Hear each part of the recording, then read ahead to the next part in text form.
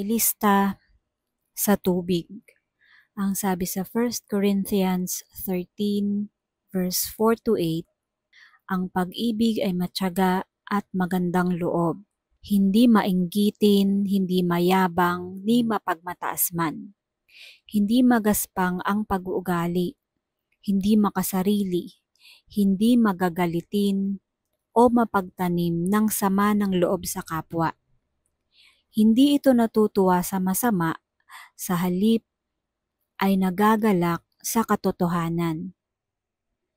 Ang pag-ibig ay matiisin, mapagtiwala, puno ng pag-asa at nagtsatsaga hanggang wakas. Matatapos ang kakayahang magsalita ng mensahe mula sa Diyos.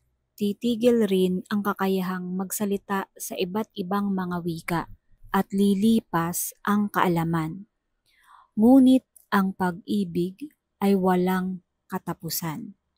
Kung ang love na itinuturo ni Jesus at ang love na itinuturo ni Paul ay pagsasamahin natin, anong love ang magiging malinaw? The most important spiritual gift is to love and to be loving. If love is kind and patient, pagka sinabi ng Lord na the most important commandment is love, then para sa Kanya, ang pinaka-importanteng bagay na dapat nating gawin ay maging kind, maging patient sa ating kapwa as we are sa ating sarili. If love is never jealous or boastful, then ang pinaka-importanteng commandment is not to be jealous or boastful, not to be proud, rude, selfish, or quick-tempered in relation to others. Kung ang pinaka-importanteng commandment is to love, then ang ibig sabihin nun, hindi dapat tayo nagtatago ng record of other people's wrongdoings. Madaling sabihin, hindi ba? Kasi paano mo naman basta kakalimutan ang mga taong gumawa ng karumal-dumal sa iyo? Yung may isip mong hindi ko na talaga mapapatawad itong taong ito. Pero ang sabi ng Panginoon, huwag tayong maglista ng mga kasalanan ng iba. Huwag na daw nating ungkat-ungkatin yung idinuduro at isinusumbat-sumbat sa kanila. Huwag daw tayong maging mapang-usig at huwag magtanim ng sama ng loob.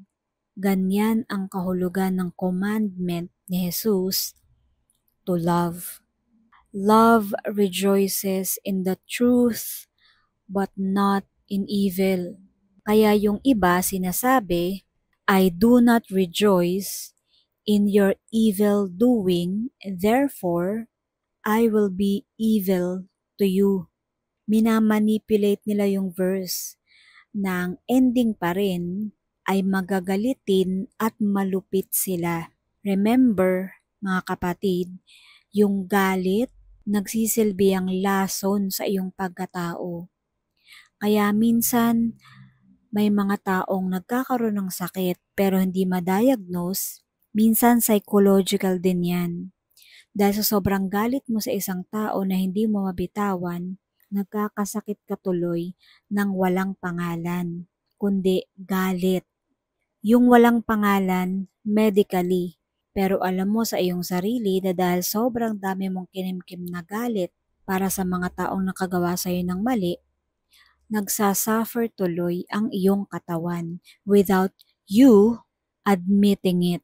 Ang mga taong katulad nito, ginagamit nila yung part na rejoices not in evil, quote-unquote, in a distorted way which does not fit the general theme to be loving. Paano ka magiging loving kung nag-e-engage ka sa mga unloving ways just because you hate evil. Huwag nating manipulahin yung verse. Ang sabi, love rejoices in the truth but not in evil.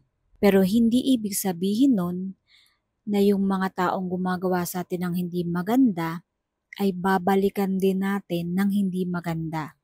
Dahil ang sabi nga sa Bible, what you give, you will receive. Kung ano yung ayaw mong gawin sa'yo ng iyong kapwa, huwag mo ring gawin sa kanila. Kasi eventually, babalik yan. Minsan nga, mas masakit pa kesa sa ibinato mo. Kaya pag-isip-isipan ang verse na ito. God bless us all.